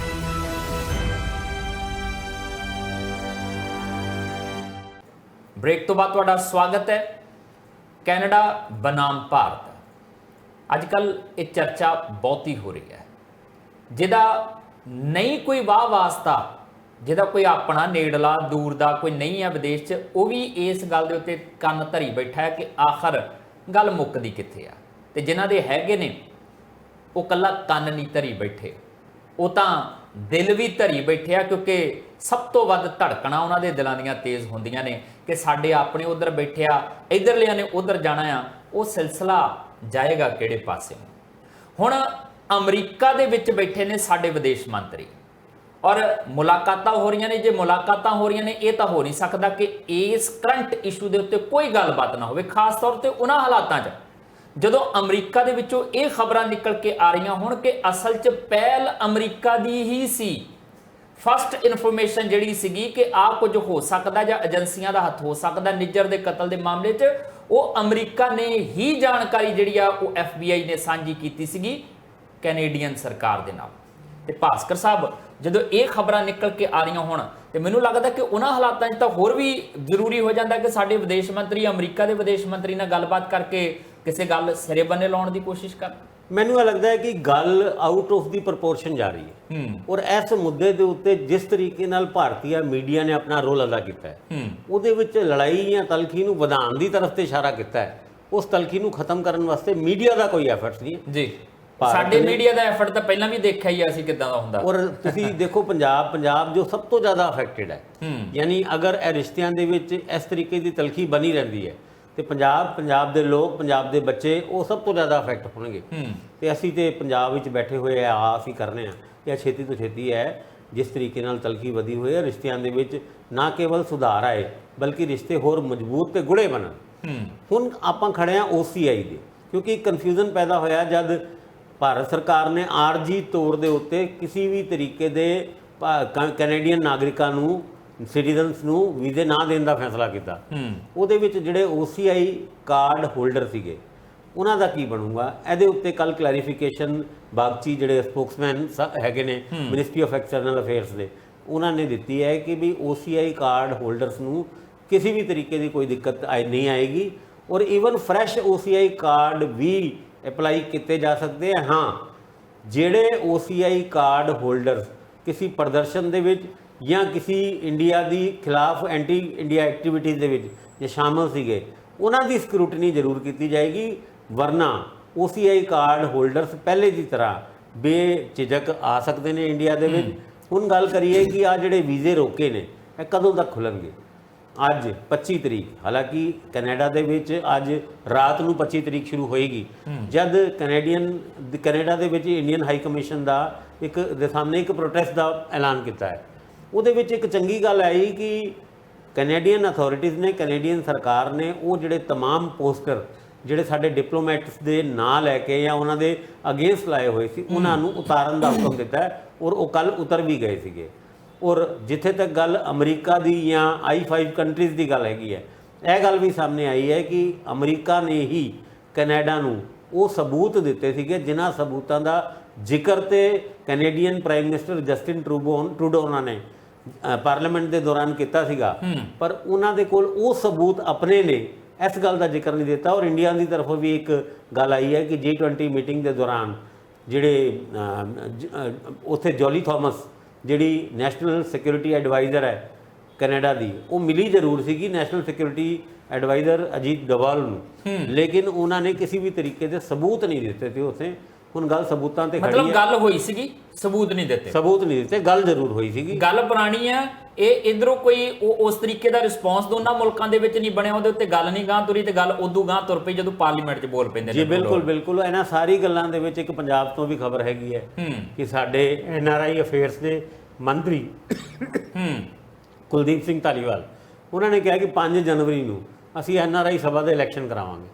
ਦੱਸੋ ਮਾਹੌਲ ਹੈਗਾ ਇਲੈਕਸ਼ਨ ਦਾ, ਪਰ ਚਲੋ ਹੁਣ ਮੰਤਰੀ ਹੈਗੇ ਨੇ, ਇੱਕੋ ਹੀ ਕੰਮ ਰਹਿ ਗਿਆ, ਹੋਰ ਹੈ ਨਹੀਂ। ਜਿਹਦੇ ਉੱਤੇ ਬੋਲਣ ਦੀ ਲੋੜ ਹੈ ਉਹਦੇ ਉੱਤੇ ਬੋਲਦੀ ਨਹੀਂ। ਇੱਕ ਵਾਰੀ ਬੋਲੇ ਮਾੜਾ ਜਾਂ ਤੇ ਉਹ ਝਾੜ ਝੂੜ ਕੇ ਬਿਠਾਤਾ, ਹੁਣ ਉਹ ਆਪਣਾ ਅਕਸ ਸਵਾਰਨ ਦੀ ਕੋਸ਼ਿਸ਼ ਕਰਦੇ ਆ। ਫਿਰ ਇਹਦਾ ਮਤਲਬ ਇਸ ਮਾਮਲੇ ਉਹਦੇ ਵਿੱਚ ਝਾੜ ਝੂੜ ਵਾਲੀ ਗੱਲ ਨਾ ਕਰਿਆ ਕਰੋ। ਇੱਥੇ ਕਿਹੜਾ ਮੰਤਰੀ ਹੈਗਾ ਜਿਹਨੂੰ ਝਾੜਨਾ ਪੈਂਦੀ ਹੋਏ। ਇਸ ਕਰਕੇ ਤੁਸੀਂ ਕਿਸੇ ਮੰਤਰੀ ਦੀ ਝਾੜ ਵਾਲੀ ਗੱਲ ਕਰਦੇ ਹੋ ਤੇ ਇੱਕ ਮੰਤਰੀ ਦੂਜੇ ਮੰਤਰੀ ਵੱਲ ਦੇਖ ਕੇ ਕਹਿੰਦਾ ਦੇਖੋ ਚਲੋ ਇਹਨੂੰ ਵੀ ਪੈ ਗਈ, ਤੇ ਇਸ ਕਰਕੇ ਆਪਾਂ ਨਹੀਂ ਕੁਝ ਕਹਿੰਦੇ। ਮੰਤਰੀ ਸਾਰੇ ਬਹੁਤ ਸੀਨੀਅਰ ਨੇ, ਬੜੇ ਵਧੀਆ ਨੇ, ਔਰ ਬੜਾ ਵਧੀਆ ਕੰਮ ਕਰ ਰਹੇ ਨੇ। ਉਹ ਝਾੜ ਝੂੜ ਵਾਲੀ ਗੱਲ ਆਪਾਂ ਕਰਨੀ ਨਹੀਂ। ਹੁਣ ਗੱਲ ਐਵੇਂ ਕਿ ਕੈਨੇਡਾ ਦੇ ਨਾਲ ਸਾਡੇ ਰਿਸ਼ਤੇ ਕਿੱਦਾਂ ਸੁਧਰਨਗੇ। ਸੁਖਬੀਰ ਸਿੰਘ ਬਾਦਲ ਉਹਨਾਂ ਨੇ ਵੀ ਚਿੰਤਾ ਵਿਅਕਤ ਕੀਤੀ ਹੈ, ਕਹਿੰਦੇ ਅਮਿਤ ਸ਼ਾਹ ਉਹਨਾਂ ਨਾਲ ਗੱਲ ਕੀਤੀ ਹੈ। ਜਾਖੜ ਸਾਹਿਬ ਨੇ ਕਿਹਾ ਹੈਲਪਲਾਈਨ ਜਾਰੀ ਕਰੋ, ਔਰ ਕੈਪਟਨ ਅਮਰਿੰਦਰ ਸਿੰਘ ਨੇ ਟਰੂਡੋ ਦੇ ਨਾਲ ਇੱਕ ਆਪਣਾ ਆਰਟੀਕਲ ਛਾਪਿਆ ਜਬ ਵੀ ਮੈਟ। ਇੱਦਾਂ ਦੇ ਹਾਲਾਤ ਦੇ ਵਿੱਚ ਕਦੋਂ ਇਹ ਰਿਸ਼ਤੇ ਸੁਧਰਨਗੇ ਇਹ ਨਹੀਂ ਪਤਾ। ਲੇਕਿਨ ਹਾਂ, ਕੈਨੇਡਾ ਦਾ ਰੁਖ ਵੀ ਥੋੜ੍ਹਾ ਬਹੁਤ ਨਰਮ ਹੋਇਆ। ਅਮਰੀਕਾ ਦੀ ਮਧਿਅਸਥਤਾ ਇਸ ਮਾਮਲੇ ਦੇ ਵਿੱਚ ਹੋ ਰਹੀ ਹੈ। ਉਮੀਦ ਹੈ ਕਿ ਸਾਡੇ ਜੈ ਸ਼ੰਕਰ ਜੀ ਜਿਹੜੇ ਮਿਨਿਸਟਰ ਆਫ ਐਕਸਟਰਨਲ ਅਫੇਅਰ ਨੇ, ਜਿਹੜੇ ਉਹ ਯੂਨਾਈਟਿਡ ਨੇਸ਼ਨਸ ਅਸੈਂਬਲੀ ਸੈਸ਼ਨ ਨੂੰ ਅਟੈਂਡ ਕਰਨ ਵਾਸਤੇ ਇਸ ਟਾਈਮ ਨਿਊਯਾਰਕ ਦੇ ਵਿੱਚ ਹੈਗੇ ਨੇ, ਉਹ ਇਸ ਮੁੱਦੇ ਦੇ ਕੋਈ ਗੱਲ ਅੱਗੇ ਵਧਾ ਕੇ ਜਾਂ ਸ਼ਾਂਤੀ ਵਾਲੀ ਗੱਲ ਅੱਗੇ ਤੋਰ ਕੇ ਜ਼ਰੂਰ ਆਉਣਗੇ। ਭਾਸਕਰ ਸਾਹਿਬ, ਇੱਕ ਚੀਜ਼ ਹੋ ਰਿਹਾ, ਇੱਕ ਸਿਨੈਰੀਓ ਹੋਰ ਘੜਿਆ ਜਾ ਰਿਹਾ ਸੀਗਾ ਕਿ ਸਿੱਖਾਂ ਦੀਆਂ ਵੋਟਾਂ ਲੈਣ ਦਾ ਕਰਕੇ ਉੱਥੇ ਉਹ ਜਿਹੜਾ 7,71,000 ਹੈਗੇ ਆ, ਉਹਨਾਂ ਦੀਆਂ ਵੋਟਾਂ ਲੈਣ ਦਾ ਕਰਕੇ ਸਾਰਾ ਕੁਝ ਕੀਤਾ ਜਾ ਰਿਹਾ। ਉਹ ਸਿਨੈਰੀਓ ਵੀ ਹੁਣ ਕਿਤੇ ਕਿਤੇ ਟੁੱਟਿਆ। ਕੁਝ ਅੰਕੜੇ ਇਹ ਵੀ ਨਿਕਲ ਕੇ ਆਏ ਕਿ ਜੇ ਉੱਥੇ ਸਿੱਖਾਂ ਦੀ ਵਸੋਂ 7,71,000 ਹੈਗੀ ਆ, 70,000 ਹੈਗੀ ਆ, ਉਹਦੇ ਨਾਲੋਂ ਕਿਤੇ ਵੱਧ ਵਸੋਂ ਹਿੰਦੂਆਂ ਦੀ ਹੈਗੀ ਆ ਉੱਥੇ, ਤੇ ਤੁਸੀਂ ਸਿਰਫ 2% ਵੋਟ ਲੈਣ ਲਈ ਬਾਕੀ ਦੀ ਜਿਹੜੀ 98% ਹੈ ਉਹਨੂੰ ਗਵਾਓਗੇ ਥੋੜੀ। ਇਹ ਸਿਆਣਪ ਕਿੱਥੋਂ ਦੀ ਸਿਆਣੀ ਸਿਆਸਤ ਕਹਿ ਲਵਾਂਗੇ। ਦੇਖੋ, ਉਸ ਗੱਲ ਦੀ ਸਿਆਸਤ ਤੇ ਜਸਟਿਨ ਟਰੂਡੋ ਉਹਨਾਂ ਦੀ ਆਪ ਦੀ ਪਾਰਟੀ ਦੇ ਐਮਪੀ ਚੰਦਰਾ ਆਰਿਆ ਉਹਨਾਂ ਨੇ ਕਹਿ ਦਿੱਤੀ ਹੈ ਕਿ ਜਿਸ ਤਰੀਕੇ ਨਾਲ ਗੁਰਪਤਵੰਤ ਸਿੰਘ ਪੰਨੂ ਉਹਨਾਂ ਨੇ ਹਿੰਦੂਆਂ ਨੂੰ ਧਮਕੀ ਦੇਣ ਦੀ ਕੋਸ਼ਿਸ਼ ਕੀਤੀ ਹੈ ਕਿ ਵੀ ਛੱਡ ਜਾਓ ਕੈਨੇਡਾ, ਉਹਦਾ ਤਾਂ ਟਰੂਡੋ ਹੋਰਾਂ ਨੇ ਵੀ, ਮੇਰੇ ਖਿਆਲ ਜਗਮੀਤ ਹੋਰਾਂ ਨੇ ਵੀ ਉਹਨਾਂ ਨੇ ਵਿਰੋਧ ਕੀਤਾ, ਕਹਿੰਦੇ ਉਹਨਾਂ ਨੇ ਦਿੱਤਾ। ਪਰ ਟਰੂਡੋ ਉਹਨਾਂ ਦੀ ਬਹੁਤੀ ਸਟੇਟਮੈਂਟ ਉਸ ਮੁੱਦੇ ਤੇ ਹਜੇ ਤੱਕ ਨਹੀਂ ਆਈ। ਉਹਨਾਂ ਦੀ ਪਾਰਟੀ ਦੇ ਐਮਪੀ ਤੇ ਮੰਤਰੀਆਂ ਦੀ ਜ਼ਰੂਰ ਆਈ ਹੈ। ਮੈਨੂੰ ਇਹ ਲੱਗਦਾ ਹੈ ਕਿ ਇਸ ਮਾਮਲੇ ਨੂੰ ਵੀ ਫਿਲਹਾਲ ਭਾਰਤੀ ਏਜੰਸੀਜ਼ ਨੇ, ਉੱਦਾਂ ਦੇ ਲੋਕ ਜਿਹੜੇ ਬਲੈਕ ਲਿਸਟਡ ਦੇ ਵਿੱਚ ਹੈਗੇ ਨੇ, ਭਾਵੇਂ ਉਹ ਕੈਨੇਡਾ 'ਚ ਹੈਗੇ ਨੇ, ਅਮਰੀਕਾ 'ਚ ਹੈਗੇ ਨੇ, ਉਹਦੀ ਲਿਸਟ ਅਮਰੀਕਾ ਨੂੰ ਤੇ ਕੈਨੇਡਾ ਨੂੰ ਦੇਣੀ ਸ਼ੁਰੂ ਕੀਤੀ ਹੈ। ਉਹਨਾਂ ਮੁੱਦਿਆਂ ਦੇ ਉੱਤੇ ਕੀ ਐਕਸ਼ਨ ਕੈਨੇਡੀਅਨ ਤੇ ਅਮਰੀਕਨ ਸਰਕਾਰ ਲੈਂਦੀ ਹੈ, ਇਹ ਵੀ ਇੱਕ ਦੇਖਣ ਵਾਲੀ ਗੱਲ ਹੈ। ਕਈ ਵਾਰ ਤੁਸੀਂ ਆਪਣੀ ਕੰਟਰੀਜ਼ ਦੇ ਵਿੱਚ ਕੁਝ ਲੋਕ ਨੂੰ ਪਾਲ ਕੇ ਆਪਣੇ ਵਾਸਤੇ ਮੁਸੀਬਤ ਕ੍ਰੀਏਟ ਕਰ ਲੈਂਦੇ ਹੋ। ਇੱਦਾਂ ਦੇ ਹਾਲਾਤ ਵੀ ਕੈਨੇਡਾ ਦੇ ਵਿੱਚ ਬਣਦੇ ਹੋਏ ਨਜ਼ਰ ਆ ਰਹੇ ਨੇ। ਬਹੁਤ ਸਾਰੀਆਂ ਚੀਜ਼ਾਂ ਨੇ ਕਿ ਅਮਰੀਕਾ ਕਿੱਥੇ ਖੜਦਾ ਹੈ। ਅਮਰੀਕਾ ਇਹ ਦੇਖਦਾ ਹੈ ਕਿ ਮੇਰੇ ਕੋਲ ਇੱਕ ਮੰਡੀ ਹੈ ਭਾਰਤ, ਉਹ ਚਾਈਨਾ ਦੇ ਨਾਲ ਲੜਨ ਲਈ ਇੱਕ ਸਪੇਸ ਦੇ ਰਿਹਾ, ਉਹ ਇੱਕ ਜਗ੍ਹਾ ਦੇ ਰਿਹਾ, ਉਹਦੀ ਜ਼ਰੂਰਤ ਹੈ। ਉਹਨੇ ਉਹ ਗੱਲਾਂ ਕਰਕੇ ਅੱਗੇ ਵਧਣਾ ਜਾਂ ਤਰਕ, ਜੇ ਭਾਰਤ ਸਹੀ ਆ ਤੇ ਇੱਕ ਲੱਤ ਡਾਹ ਕੇ ਖੜ ਜਾਣਾ ਕਿ ਭਾਈ ਭਾਰਤ ਸਹੀ ਆ ਤੇ ਕੈਨੇਡਾ ਗਲਤ ਹੈ, ਜਾਂ ਜੇ ਕੈਨੇਡਾ ਸਹੀ ਆ ਤੇ ਉਹਦੇ ਨਾਲ ਖੜ ਜਾਣਾ ਕਿ ਨਹੀਂ ਭਾਰਤ ਗਲਤ ਹੈ ਤੇ ਕੈਨੇਡਾ ਸਹੀ ਆ ਤੇ ਅਸੀਂ ਇਹਦੇ ਨਾਲ ਖੜ, ਜਾਂ ਇਸ ਤਰੀਕੇ ਨਾਲ ਖੜਨਾ। ਜਾਂ ਫਿਰ ਜਿਹੜੇ ਡਿਪਲੋਮੈਟਿਕ ਤਰੀਕਾ ਹੁੰਦੇ ਆ ਕਿ ਭਾਈ ਦੋਨਾਂ ਨੂੰ ਅੰਦਰ ਬਿਠਾ ਕੇ ਚੁੱਪ ਚਪੀਤੇ ਗੱਲਾਂ ਦਾ ਨਿਪਟਾਰਾ ਕਰ ਦੇਣਾ ਕਿ ਠੀਕ ਹੈ, ਆਪਾਂ ਵੀ ਠੀਕ ਹੈ ਤੇ ਤੁਸੀਂ ਵੀ ਠੀਕ ਹੈ ਤੇ ਇਹ ਵੀ ਠੀਕ ਹੈ, ਚਲੋ ਹੁਣ ਆਪਾਂ ਗੱਲ ਤੇ ਪਾਉਂਦੇ ਆ ਮਿੱਟੀ। ਹੋ ਜਾਏਗੀ ਇਦਾਂ ਦੀਆਂ ਚੀਜ਼ਾਂ ਤਕਰੀਬਨ ਹੋਣ ਦੀ ਸੰਭਾਵਨਾ। ਪਰ ਆ ਜਿਹੜੇ ਇੰਨੇ ਦਿਨਾਂ ਦੇ ਵਿੱਚ ਤੌਖਲੇ ਤੇ ਜਿਹੜੇ ਇੰਨੇ ਦਿਨਾਂ ਦੀਆਂ ਚਿੰਤਾਵਾਂ ਇਧਰਲੇ ਤੇ ਉਧਰਲੇ ਆਮ ਲੋਕਾਂ ਨੂੰ ਹੋਈਆਂ ਆ, ਉਹਨਾਂ ਦਾ ਦੇਣਦਾਰ ਕੌਣ ਹੋਏਗਾ? ਸਵਾਲ ਤਾਂ ਇਹ ਵੀ ਬਾਕੀ ਰਹੇਗਾ। ਪਰ ਲੋਕਾਂ ਨੂੰ ਕੌਣ ਸੋਚਦਾ ਆ? ਆਪੋ ਆਪਣਾ ਧਿਆਨ ਰੱਖਦੇ ਨੇ ਇਹ ਸਿਆਸਤਦਾਨ। ਕਿਤੇ ਅੰਤਰਰਾਸ਼ਟਰੀ ਪੋਲਿਟਿਕਸ ਜਿਹੜੀ ਆ ਉਹ ਕੰਮ ਕਰਦੀ ਹੈ, ਕਿਤੇ ਮਲਟੀਨੈਸ਼ਨਲ ਕੰਪਨੀਆਂ ਗੱਲ ਕਰਦੀਆਂ ਨੇ ਤੇ ਕਿਤੇ ਜੀਓ ਪੋਲਿਟਿਕਸ ਗੱਲ ਕਰਦੀ ਹੈ, ਜਿੱਤੇ ਕੋਈ ਕਿਤੇ ਕੋਈ। ਪਰ ਆਮ ਬੰਦੇ ਦਾ ਜੀਓ ਪੋਲਿਟਿਕਸ ਦਾ ਕਰਕੇ ਜੇ ਇਸ ਤਰੀਕੇ ਨਾਲ ਭਾਵਨਾਤਮਕ ਤੌਰ ਤੇ ਘਾਣ ਕੀਤਾ ਜਾਂਦਾ ਨਾ, ਗੱਲ ਤਾਂ ਫਿਰ ਇੱਥੇ ਵੀ ਮਨੁੱਖੀ ਅਧਿਕਾਰਾਂ ਦੀ ਆਏਗੀ। ਖੈਰ, ਆਪਾਂ ਭਾਰਤ ਵਾਪਸ ਪਰਤਦੇ ਹਾਂ, ਗੱਲ ਕਰਦੇ ਹਾਂ ਸਾਡੀ ਨੈਸ਼ਨਲ ਪੋਲਿਟਿਕਸ ਦੀ। ਅੱਜ ਭੋਪਾਲ ਦੇ ਵਿੱਚ ਪ੍ਰਧਾਨ ਮੰਤਰੀ ਨਰਿੰਦਰ ਮੋਦੀ, ਛੱਤੀਸਗੜ੍ਹ ਦੇ ਵਿੱਚ ਰਾਹੁਲ ਗਾਂਧੀ ਤੇ ਹਰਿਆਣੇ ਦੇ ਵਿੱਚ ਵੀ ਕੁਝ ਹਿਲਜੁਲ ਹੋ ਰਹੀ ਆ। ਨੈਸ਼ਨਲ ਪੋਲਿਟਿਕਸ ਕਹਿੰਦੀ ਕੀ ਹੈ, ਗੱਲ ਕਰਦੇ ਹਾਂ ਵਿਰਾਮ ਤੋਂ ਬਾਅਦ।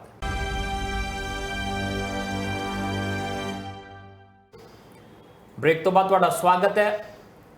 ਪ੍ਰਧਾਨ ਮੰਤਰੀ ਨਰਿੰਦਰ ਮੋਦੀ ਹੋਰੀ ਹੁਣ ਚੁਣਾਵੀ ਰੈਲੀਆਂ 'ਚ ਨਿਕਲ ਪਏ ਨੇ। ਵਿਸ਼ੇਸ਼ ਇਜਲਾਸ ਖਤਮ ਹੋਇਆ, ਹੁਣ ਵਿਸ਼ੇਸ਼ ਜਿਹੜੀ ਯਾਤਰਾ ਉਹ ਸ਼ੁਰੂ ਹੋ ਜਾਏਗੀ। ਕਦੀ ਮੱਧ ਪ੍ਰਦੇਸ਼, ਕਦੀ ਰਾਜਸਥਾਨ ਤੇ ਕਦੀ ਛੱਤੀਸਗੜ੍ਹ, ਤੇਲੰਗਾਨਾ, ਮਿਜ਼ੋਰਮ, ਜਿੱਥੇ ਜਿੱਥੇ ਚੋਣਾਂ ਦੇ ਵਿੱਚ ਲੋੜ ਹੋਈ ਉਹਨਾਂ ਦੀ ਪ੍ਰਚਾਰ ਕਰਨ ਲਈ ਨਿਕਲਣਗੇ। ਅੱਜ ਭੋਪਾਲ ਦੇ ਵਿੱਚ ਹੈਗੇ ਆ, ਬਹੁਤ ਵੱਡੇ ਵੱਡੇ ਦਾਅਵੇ ਕੀਤੇ ਗਏ ਉੱਥੇ। ਔਰ ਇਹਦੇ ਤੋਂ ਇਲਾਵਾ ਰਾਹੁਲ ਗਾਂਧੀ ਪਹੁੰਚੇ ਹੋਏ ਆ ਛੱਤੀਸਗੜ੍ਹ ਦੇ ਵਿੱਚ। ਇਧਰ ਗਵਾਂਢ ਦੇ ਵਿੱਚ ਹਰਿਆਣੇ 'ਚ ਵੀ ਹਿਲਜੁਲ ਇਨੈਲੋ ਸੱਦ ਰਹੀ ਹੈ ਕਾਂਗਰਸੀਆਂ ਨੂੰ। ਇਹ ਆਪਣੇ ਆਪ 'ਚ ਦਿਲਚਸਪ ਗੱਲ ਹੈ। ਇਹ ਇਨੈਲੋ ਜਿਹੜੀ ਕਿਸੇ ਸਮੇਂ ਪ੍ਰਕਾਸ਼ ਸਿੰਘ ਬਾਦਲ ਦੇ ਬਹੁਤ ਨੇੜੇ ਹੋਇਆ ਕਰਦੀ ਸੀ, ਪੱਗ ਵੱਟ ਭਰਾ ਹੋਇਆ ਕਰਦੇ ਸੀਗੇ ਓਪੀ ਚੌਟਾਲਾ ਤੇ ਪ੍ਰਕਾਸ਼ ਸਿੰਘ ਬਾਦਲ ਹੋਰੀ, ਤੇ ਦੋਨੋਂ ਰਲ ਕੇ ਚੱਲਦੇ ਸੀਗੇ। ਤੇ ਹੁਣ ਜੇ ਇਨੈਲੋ ਕਾਂਗਰਸੀਆਂ ਨੂੰ ਆਵਾਜ਼ ਮਾਰ ਰਹੀ ਹੈ ਤੇ ਫਿਰ ਅਕਾਲੀ ਦਲ ਦਾ ਕੀ ਬਣੇਗਾ, ਇਹ ਵੀ ਮਹੱਤਵਪੂਰਨ ਹੈਗਾ। ਭਾਸਕਰ ਸਾਹਿਬ, ਮਤਲਬ ਦੇਖ ਲਓ 24 ਤੋਂ ਪਹਿਲਾਂ ਕਿਹੋ ਜਿਹਾ ਕੋਣ ਸਾਨੂੰ ਭਾਰਤ ਦੀ ਸਿਆਸਤ 'ਚ ਦੇਖਣੇ ਪੈ ਰਿਹਾ। ਆਮ ਆਦਮੀ ਪਾਰਟੀ ਤੇ ਕਾਂਗਰਸ ਇਕੱਠੇ ਹੋਣ ਦੇ ਰਾਹ ਤੁਰੀ ਹੋਈ ਹੈ। ਪ੍ਰਧਾਨ ਮੰਤਰੀ ਹੋਰਾਂ ਨੂੰ 39 ਪਾਰਟੀਆਂ ਛੋਟੀਆਂ ਵੱਡੀਆਂ ਜਿਨ੍ਹਾਂ ਦਾ ਕੋਈ ਕਿਸੇ ਦਾ ਰਜਿਸਟ੍ਰੇਸ਼ਨ ਹੈ ਤੇ ਕਿਸੇ ਦੀ ਨਹੀਂ ਹੈ ਉਹ ਦਿਖਾਉਣੀਆਂ ਪੈ ਰਹੀਆਂ ਨੇ, ਤੇ ਇਨੈਲੋ ਵਾਲੇ ਕਾਂਗਰਸੀਆਂ ਨੂੰ ਆਵਾਜ਼ਾਂ ਮਾਰਦੇ ਪਿਆ। ਪ੍ਰਧਾਨ ਮੰਤਰੀ ਕੱਲੇ ਸੂਬੇ ਦੇ ਇੰਚਾਰਜ ਬਣ ਕੇ ਚੋਣ ਮੈਦਾਨ 'ਚ ਨਿਤਰੇ ਹੋਏ ਆ। ਤੇ ਇੱਧਰ ਹਾਲਾਤ ਇਹ ਹੈ ਕਿ ਸਪੈਸ਼ਲ ਇਜਲਾਸ ਦੇ ਵਿੱਚ ਜਿਹੜਾ ਮਹਿਲਾ ਰਾਖਵੇਂ ਕਰਨ ਦਾ ਬਿੱਲ ਲਿਆਂਦਾ ਸੀਗਾ ਉਹਨੂੰ ਵੀ ਲੈ ਕੇ ਰੌਲਾ ਤਾਂ ਬਹੁਤ ਪੈ ਰਿਹਾ, ਪਰ ਉਦਾਂ ਦਾ ਕ੍ਰੈਡਿਟ ਫਿਲਹਾਲ ਦੀ ਘੜੀ ਮਿਲਦਾ ਨਜ਼ਰ ਆ ਨਹੀਂ ਰਿਹਾ। ਦੇਖੋ, ਜਿੱਥੇ ਤੱਕ ਗੱਲ ਇਨੈਲੋ ਦੀ ਹੈ ਤੇ ਕਾਂਗਰਸ ਦੇ ਨਾਲ ਤੇ ਆਮ ਆਦਮੀ ਪਾਰਟੀ ਨਾਲ ਵੀ ਉਹਨਾਂ ਦਾ ਅਲਾਈਅੰਸ ਹੋ ਸਕਦਾ ਹੈ, ਇਹਦੇ ਵਿੱਚ ਕੋਈ ਦੋ ਰਾਏ ਨਹੀਂ ਹੈ। ਕਿਉਂਕਿ ਹਰਿਆਣਾ ਦੇ ਇਲੈਕਸ਼ਨ ਜਾਂ ਪੋਲੀਟੀਕਲ ਸਿਨੈਰੀਓ ਨੂੰ ਦੇਖੋ ਤੇ ਦੋ ਟੀਮਾਂ ਦੇ ਵਿੱਚ ਵੰਡਦੀ ਹੋਈ ਨਜ਼ਰ ਆਉਂਦੀ ਹੈ। ਕਾਰਨ ਕਿ ਜੇਜੇਪੀ ਜਿਹੜਾ ਇਨੈਲੋ ਤੋਂ ਹੀ ਨਿਕਲ ਕੇ ਗਿਆ ਹੈ ਬਿਲਕੁਲ, ਔਰ ਬੀਜੇਪੀ ਇਕੱਠੇ ਮਿਲ ਕੇ ਇਲੈਕਸ਼ਨ ਲੜ ਰਹੀ ਹੈ, ਤੇ ਕਾਂਗਰਸ ਆਮ ਆਦਮੀ ਪਾਰਟੀ, ਹਾਲਾਂਕਿ ਕਾਂਗਰਸ ਆਪਣੇ ਆਪ ਨੂੰ ਸਟਰੋਂਗ ਸਮਝਦੀ ਹੈ ਕਿਉਂਕਿ ਹਰਿਆਣਾ ਦੀ ਪੋਲਿਟਿਕਸ ਦੇ ਵਿੱਚ ਕਾਂਗਰਸ ਦਾ ਦਬਦਬਾ ਅੱਜ ਦਾ ਨਹੀਂ, ਸ਼ੁਰੂ ਤੋਂ ਹੀ ਹੈਗਾ।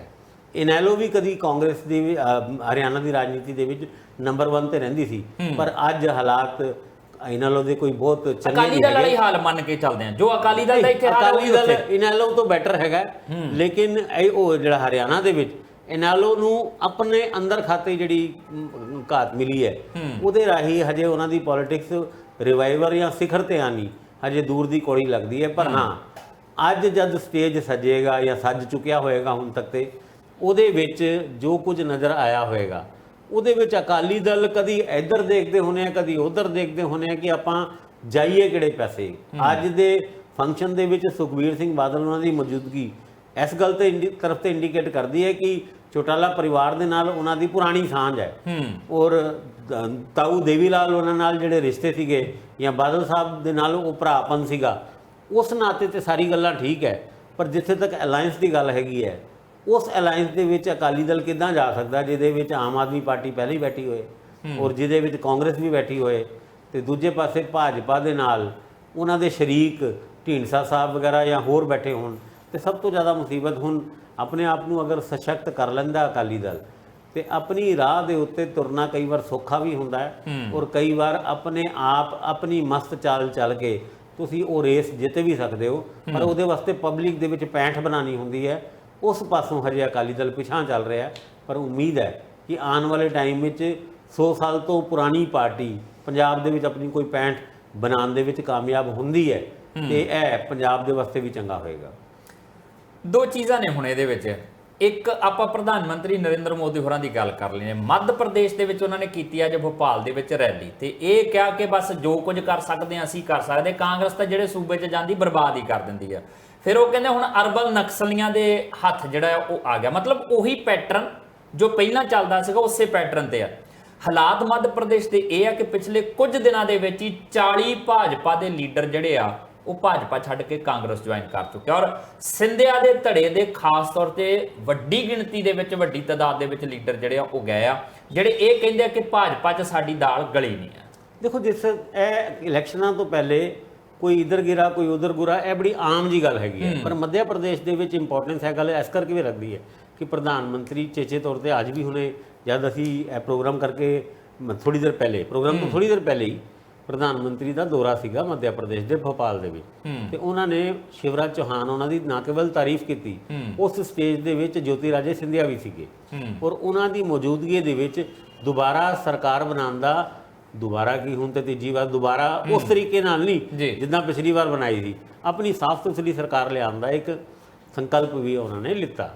ਪਰ ਹੁਣ ਮੱਧ ਪ੍ਰਦੇਸ਼ ਦੇ ਦੌਰੇ ਤੋਂ ਬਾਅਦ, ਕਿਉਂਕਿ ਸੈਪਟੈਂਬਰ ਲਾਸਟ ਜਾਂ ਅਕਤੂਬਰ ਫਸਟ ਵੀਕ ਦੇ ਵਿੱਚ ਮੱਧ ਪ੍ਰਦੇਸ਼, ਰਾਜਸਥਾਨ, ਤੇਲੰਗਾਨਾ, ਮਿਜ਼ੋਰਮ ਤੇ ਛੱਤੀਸਗੜ੍ਹ ਇਹਨਾਂ 5 ਸੂਬਿਆਂ ਦੇ ਵਿੱਚ ਇਲੈਕਸ਼ਨ ਕਿਸੇ ਵੀ ਟਾਈਮ ਅਨਾਉਂਸ ਹੋ ਸਕਦੇ ਨੇ। ਗੱਲਾਂ ਤੇ ਇਹ ਵੀ ਚੱਲ ਰਹੀ ਸੀ ਕਿ ਸ਼ਾਇਦ ਲੋਕ ਸਭਾ ਦੇ ਇਲੈਕਸ਼ਨ ਔਰ ਹਰਿਆਣਾ ਅਸੈਂਬਲੀ ਦੇ ਇਲੈਕਸ਼ਨ ਵੀ ਨਾਲ ਕਰਾਏ ਜਾ ਸਕਣ, ਪਰ ਚਲੋ ਇਹ ਤੇ ਮੁੱਦੇ ਹਜੇ ਭਵਿੱਖ ਦੀ ਗਰਭ ਦੇ ਵਿੱਚ ਹੈਗੇ ਆ। ਪਰ ਇਹਨਾਂ ਮੁੱਦਿਆਂ ਦੇ ਉੱਤੇ ਪ੍ਰਧਾਨ ਮੰਤਰੀ ਦਾ ਅੱਗੇ ਵਧਣਾ ਔਰ 40 ਭਾਜਪਾਈਆਂ ਦਾ। ਤੁਸੀਂ ਤੇ ਇਹ ਵੀ ਗੱਲ ਨੋਟ ਕਰੋ ਕਿ ਆਰਐਸਐਸ ਦੇ ਇੱਕ ਬੜੇ ਵੱਡੇ ਲੀਡਰ ਨੇ ਮੱਧ ਪ੍ਰਦੇਸ਼ ਦੇ ਵਿੱਚ ਤੇ ਕਦੀ ਆਪਣੀ ਵੱਖਰੀ ਪਾਰਟੀ ਤੱਕ ਬਣਾ ਲਈ ਹੈ ਜੀ, ਉਹ ਵੀ ਇਸ ਇਲਜ਼ਾਮ ਦੇ ਨਾਲ ਕਿ ਭਾਜਪਾ ਦਾ ਕਾਂਗਰਸੀਕਰਨ ਹੋ ਚੁੱਕਿਆ। ਮਤਲਬ ਹਾਲਾਤ ਕੋਈ ਬਹੁਤ ਅੱਛੇ ਨਹੀਂ ਹੈ ਭਾਜਪਾ ਵਾਸਤੇ। ਹੁਣ ਮੋਦੀ ਸਾਹਿਬ ਗਏ ਨੇ, ਮੋਦੀ ਹੈ ਤਾਂ ਮੁਮਕਿਨ ਹੈ। ਇਹ ਗੱਲਾਂ ਭਾਜਪਾ ਅਕਸਰ ਕਰਦੀ ਹੈ ਕਿ ਵਾਕਈ ਇਹ ਚੀਜ਼ ਮੁਮਕਿਨ ਹੋ ਪਾਏਗੀ ਜੋ ਫਿਲਹਾਲ ਮੁਮਕਿਨ ਨਹੀਂ ਨਜ਼ਰ ਆਉਂਦੀ, ਜਾਂ ਫਿਰ ਕਾਂਗਰਸ ਉੱਥੇ ਇੱਕ ਵਾਰ ਹੋਰ ਐਂਟਰੀ ਮਾਰੇਗੀ ਤੇ ਬਾਅਦ ਚੋਂ ਬੀਜੇਪੀ ਨੂੰ ਬੈਕਡੋਰ ਤੋਂ ਆਪਣੀ ਸਰਕਾਰ ਬਣਾਉਣੀ ਪਏ। ਇਸ ਗੱਲ ਦੇ ਵੀ ਅੰਦੇਸ਼ੇ ਜਿਹੜੀ ਪਰ ਇਹ ਹੋਰ ਖਤਰਨਾਕ ਹੋਊਗਾ ਕਿਉਂਕਿ 24 ਆ ਰਿਹਾ ਐਡੀ ਛੇਤੀ ਤੁਸੀਂ, ਹਾਂ 24 'ਚ ਜੇ ਜਿੱਤ ਜਾਂਦੀ ਹੈ ਮੁੜ ਕੇ ਦੀਆਂ ਸੰਭਾਵਨਾਵਾਂ ਇਹਦੇ ਲਈ ਬਚੀਆਂ ਰਹਿ ਸਕਦੀਆਂ ਨੇ। ਪਰ ਭਾਸਕਰ ਸਾਹਿਬ ਇਹ ਉਹਨਾਂ ਹਾਲਾਤਾਂ 'ਚ ਹੋ ਰਿਹਾ ਜਦੋਂ ਕੱਲ ਰਾਹੁਲ ਗਾਂਧੀ ਇਹ ਦਾਅਵਾ ਕਰ ਜਾਂਦੇ ਕਿ 2 ਸੂਬੇ ਤਾਂ ਅਸੀਂ ਜਿੱਤੇ ਪਏ ਹਾਂ 5 ਸੂਬਿਆਂ ਦੇ ਵਿੱਚ, ਇੱਕ ਮੱਧ ਪ੍ਰਦੇਸ਼, ਇੱਕ ਛੱਤੀਸਗੜ੍ਹ, ਤੀਜਾ ਸੂਬਾ ਕਹਿੰਦੇ ਹੈਗਾ ਸਾਡਾ ਰਾਜਸਥਾਨ ਦੇ ਵਿੱਚ ਮਤਲਬ ਮੁਕਾਬਲਾ ਬਰਾਬਰ ਦਾ ਹੈਗਾ, ਪਰ ਉਹਦੇ ਵਿੱਚ ਵੀ ਸਾਡੀ ਪਾਰਟੀ ਮੰਨਦੀ ਹੈ ਅਸੀਂ ਭਾਰੂ ਹਾਂ। ਲੱਗਦਾ ਵੀ ਇਦਾਂ। ਦੇਖੋ ਇੰਡੀਪੈਂਡੈਂਟਲੀ ਅਗਰ ਤੁਸੀਂ ਦੂਰੋਂ ਦੇਖਦੇ ਹੋ ਇਹਨਾਂ ਇਲੈਕਸ਼ਨਾਂ ਨੂੰ ਤੇ ਮੈਨੂੰ ਇੱਕ, ਕਿਉਂਕਿ ਬਹੁਤ ਸਾਰੇ ਪੱਤਰਕਾਰਾਂ ਨਾਲ ਮੱਧ ਪ੍ਰਦੇਸ਼ ਦੇ ਔਰ ਛੱਤੀਸਗੜ੍ਹ ਦੇ ਮੇਰੀ ਗੱਲ ਹੋਈ ਹੈ ਪਿਛਲੇ ਦਿਨਾਂ ਦੇ ਵਿੱਚ, ਉੱਥੇ ਬੀਜੇਪੀ ਦਾ ਐਜ ਕਿਸੇ ਵੀ ਜਗ੍ਹਾ ਨਜ਼ਰ ਨਹੀਂ ਆਇਆ। ਜੇ ਮੱਧ ਪ੍ਰਦੇਸ਼ ਦੇ ਵਿੱਚ ਕੋਈ ਬੀਜੇਪੀ ਦੀ ਤਰਫੋਂ ਕੋਈ ਇਨਕਲਾਈਨਡ ਹੈ ਵੀ ਤੇ ਉਹ ਹਮੇਸ਼ਾ ਇਹ ਕਹਿੰਦਾ 50-50 ਦੀ ਫਾਈਟ ਹੈ। ਯਾਨੀ ਜੇ ਸਰਕਾਰ ਦੀ 50-50 ਦੀ ਫਾਈਟ ਹੈ, ਇਹ ਗੱਲ ਛੱਤੀਸਗੜ੍ਹ ਦੇ ਵਿੱਚ ਕੋਈ ਨਹੀਂ ਕਹਿ ਰਿਹਾ ਕਿ ਭਾਜਪਾ ਦੀ ਸਰਕਾਰ ਆਏਗੀ। ਉਹਦੇ ਵਿੱਚ ਵੀ ਅਗਰ ਇਹ ਗੱਲ ਆਉਂਦੀ ਹੈ ਕਿ 50-50 ਜਾਂ 60-40, ਉਹਦੇ ਵਿੱਚ ਜਿਹੜੀ ਸਰਕਾਰ ਹੈਗੀ ਹੈ ਭੁਪੇਸ਼ ਬਘੇਲ ਉਹਨਾਂ ਦੀ ਜੀ, ਉਹ ਲੱਗਦਾ ਹੈ ਕਿ ਐਤਕੀ ਰਿਪੀਟ ਕਰੇਗੀ। ਔਰ ਰਾਜਸਥਾਨ ਦੇ ਵਿੱਚ ਵਸੁੰਧਰਾ ਰਾਜੇ ਸਿੰਧੀਆ ਦਾ ਤਿਰਸਕਾਰ ਕਹਿ ਲਓ ਜਾਂ ਉਹਨੂੰ ਇਗਨੋਰ ਕਰਨਾ ਭਾਜਪਾ ਨੂੰ ਭਾਰੀ ਪੈ ਸਕਦਾ ਹੈ। ਇਹ ਵੀ ਗੱਲਾਂ ਅਸੀਂ ਆਪਣੇ ਪ੍ਰੋਗਰਾਮਾਂ ਵਿੱਚ ਕਰਕੇ ਹਟੇ। ਬਿਲਕੁਲ ਕੋਈ ਸ਼ੱਕ ਨਹੀਂ ਹੈ, ਇਹ ਪੋਲਿਟਿਕਸ ਹੈ। ਹਾਲਾਂਕਿ ਤੇਲੰਗਾਨਾ ਦੇ ਵਿੱਚ ਵੀ ਮੁਕਾਬਲਾ ਤਾਂ ਗਹਿ ਗੱਚ ਹੋਏਗਾ ਹੀ ਹੋਏਗਾ ਕਿਉਂਕਿ ਉੱਥੇ ਵੀ BRS ਜਿਹੜੀ ਆ ਉਹਦੇ ਨਾਲ ਕਿਤੇ ਨਾ ਕਿਤੇ ਬੈਕਡੋਰ ਤੇ ਭਾਜਪਾ ਖੜੀ ਆ। ਕੋਈ ਸਮਝੌਤਾ ਹੋ ਸਕਦਾ ਹੈ ਅੰਦਰ ਖਾਤੇ ਹੋਇਆ ਹੋਵੇ ਕਿ ਭਾਈ ਵਿਧਾਨ ਸਭਾ ਤੁਸੀਂ ਸੰਭੋ, ਪਰ ਲੋਕ ਸਭਾ ਦੀਆਂ ਚੋਣਾਂ ਦੇ ਵਿੱਚ ਸਾਡੇ ਪੱਖ ਦੇ ਵਿੱਚ ਜਾਂ ਸਾਡੇ ਨਾਲ ਤੁਹਾਨੂੰ ਭੁਗਤਣਾ ਪਏਗਾ। ਪਰ ਕੀ ਇਹ ਸ਼ੇਅਰਿੰਗ KCR ਕਰਨਗੇ ਜੇ 24 ਦੇ ਵਿੱਚ ਉਹਨਾਂ ਨੂੰ ਕੋਈ ਹੋਰ ਰੰਗ ਨਜ਼ਰ ਆਉਂਦਾ ਹੋਇਆ? ਉੱਪਰੋਂ ਇਸ ਸਭ ਦੇ ਵਿੱਚ ਸਮੱਸਿਆ ਇਹ ਵੀ ਪੈਦਾ ਹੋਈ ਹੈ ਭਾਜਪਾ ਲਈ ਕਿ ਉਧਰ ਦਾਨਿਸ਼ ਅਲੀ ਦਾ ਅਪਮਾਨ ਜਿਸ ਤਰੀਕੇ ਨਾਲ ਸੰਸਦ ਦੇ ਅੰਦਰ ਹੋਇਆ, ਉਹਦੇ ਤੋਂ ਬਾਅਦ ਬਹੁਜਨ ਸਮਾਜ ਪਾਰਟੀ ਦੀ ਸੁਪਰੀਮੋ ਮਾਇਆਵਤੀ ਦਾਨਿਸ਼ ਅਲੀ ਦੇ ਘਰੇ ਪਹੁੰਚਦੀ, ਉਹਦੇ ਤੋਂ ਪਹਿਲਾਂ ਰਾਹੁਲ ਗਾਂਧੀ ਉਹਦੇ ਘਰੇ ਪਹੁੰਚ ਜਾਂਦੇ ਆ ਤੇ ਜਾਦੂ ਕੀ ਝੱਪੀ ਜਿਹੜੀ ਸੰਜੇ ਦੱਤ ਦਿੰਦਾ ਹੁੰਦਾ ਸੀਗਾ ਮੁੰਨਾ ਭਾਈ MBBS ਦੇ ਵਿੱਚ, ਉਹ ਦੇ ਆਏ ਤੇ ਕਹਿੰਦੇ ਆਪਾਂ ਤਾਂ ਮੁਹੱਬਤ ਦੀ ਦੁਕਾਨ ਖੋਲਦੇ ਆ। ਤੇ ਮਾਇਆਵਤੀ ਆਪਣੇ ਇੱਕ MP ਦੇ ਅਪਮਾਨ ਤੋਂ ਬਾਅਦ ਕੀ ਭਾਰਤੀ ਜਨਤਾ ਪਾਰਟੀ ਦੇ ਹਿੱਤ 'ਚ ਜਾਣਗੇ? ਤੇ ਜਿੱਦਾਂ ਵਿਰੋਧੀ ਪਾਰਟੀਆਂ ਮਾਇਆਵਤੀ ਨਾਲ ਖੜ ਗਈਆਂ, ਕੀ ਹੁਣ ਮਾਇਆਵਤੀ ਇੰਡੀਆ ਗੱਠਜੋੜ ਦੇ ਵਿੱਚ ਜਾਏਗੀ? ਇਹ ਆਪਣੇ ਆਪ ਦੇ ਵਿੱਚ ਬਹੁਤ ਸਾਰੀਆਂ ਸਪੈਕੂਲੇਸ਼ਨਸ ਇਸ ਸਮੇਂ ਕੀਤੀਆਂ ਜਾ ਰਹੀਆਂ ਨੇ। ਨਤੀਜੇ ਤੇ ਕੀ ਕੁਝ ਨਿਕਲ ਕੇ ਆਉਂਦਾ ਆ ਤੇ ਚੋਣਾਂ ਕੀ ਕਹਿੰਦੀਆਂ ਨੇ, ਆ 5 ਸੂਬਿਆਂ ਦੀਆਂ ਚੋਣਾਂ ਕੀ ਕਹਿੰਦੀਆਂ ਨੇ, ਬੜਾ ਕੁਝ ਆ। ਇੱਕਦਮ ਤੇਜ਼ੀ ਦੇ ਨਾਲ ਹਾਲਾਤ ਬਦਲ ਵੀ ਜਾਂਦੇ ਨੇ ਤੇ ਕਈ ਵਾਰੀ ਬਿਹਤਰ ਹੋ ਜਾਂਦੇ ਨੇ, ਕਈ ਵਾਰੀ ਬੱਤਰ ਵੀ ਹੋ ਜਾਂਦੇ ਨੇ। ਨਜ਼ਰ ਲਗਾਤਾਰ ਆਪਾਂ ਰੱਖਾਂਗੇ ਤੇ ਤੁਹਾਨੂੰ ਇਹਦੇ ਨਾਲ ਵਾਬਸਤਾ ਵੀ ਰੱਖਾਂਗੇ। ਫਿਲਹਾਲ ਇਸੇ ਦੇ ਨਾਲ ਦਿਓ ਜਸਵੀਰ ਨੂੰ ਇਜਾਜ਼ਤ। ਦੇਖਦੇ ਰਹੋ TV ਪੰਜਾਬ।